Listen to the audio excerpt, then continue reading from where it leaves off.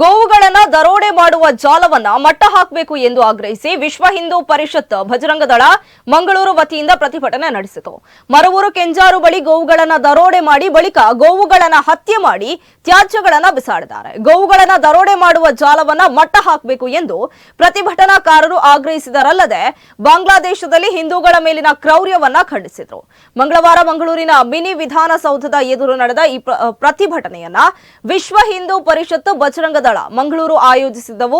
ನೂರಾರು ಸಂಖ್ಯೆಯಲ್ಲಿ ಸೇರಿದ ಕಾರ್ಯಕರ್ತರು ಧಿಕ್ಕಾರ ಕೂಗಿ ಆಕ್ರೋಶವನ್ನ ವ್ಯಕ್ತಪಡಿಸಿದರು. ಪ್ರತಿಭಟನೆಯನ್ನ ಉದ್ದೇಶಿಸಿ ಮಾತನಾಡಿದ ಮುರಳೀಕೃಷ್ಣ ಹಸನ್ತಡ್ಕ ಅವರು ಬಾಂಗ್ಲಾದೇಶದಲ್ಲಿ ಹಿಂದೂಗಳ ಮೇಲಿನ ಕ್ರೌರ್ಯವನ್ನ ಖಂಡಿಸಿದರು.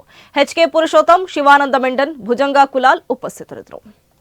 ಅತ್ಯಂತ ಕ್ರೂರವಾದ ಮಾನಸಿಕತೆಯನ್ನು ಹೊಂದಿರತಕ್ಕಂಥ ಗೋಹಂತಕರು ಆ ಕೆಂಜಾರು ಪರಿಸರದ ಅನೇಕ ಮನೆಗಳ ಗೋವುಗಳನ್ನು ಕಳ್ಳತನ ಮಾಡ್ತಾರೆ.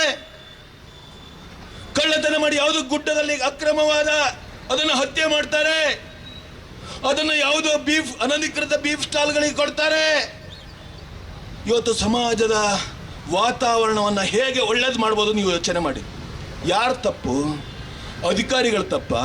ಹಿಂದುವಿನ ತಪ್ಪ? ಅಲ್ಲ, ಈ ಸಮಾಜವಾದ ವಾತಾವರಣ ಸ್ವಾಸ್ಥ್ಯವನ್ನು ಹಾಳು ಮಾಡಬೇಕು ಅಂತ ಕಾರಣವನ್ನು ಇಟ್ಟುಕೊಂಡು ಭೀಕರವಾಗಿರ್ತಕ್ಕಂಥ ಹತ್ಯಾಕಾಂಡ ಮಾಡ್ತಾ ಇರ್ತಕ್ಕಂಥ ಗೋಹಂತಕರು ದುಷ್ಟಶಕ್ತಿಗಳ ತಪ್ಪ? ನಿಶ್ಚಯ ಮಾಡಿ ನೋಡಿ. ಒಂದೊಂದು ಇನೋವಾದಲ್ಲಿ, ಒಂದೊಂದು ವಾಹನಗಳಲ್ಲಿ, ಸಣ್ಣ ಸಣ್ಣ ಕಾರುಗಳಲ್ಲಿ, ಮೊನ್ನೊಂದು ಆಲ್ಟೋ ಕಾರ್ನಲ್ಲಿ 4-5 ವಾಹನ ಗೋವುಗಳನ್ನು ಅಕ್ರಮವಾಗಿ ಸಾಗಾಟ ಮಾಡ್ತಾ ಇದ್ದಾರೆ. ಅದೇ 2 ದಿನಗಳ ಬಳಿಕ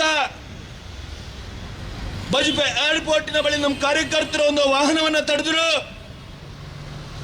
ಈ ಘಟನೆಯ ನಂತರ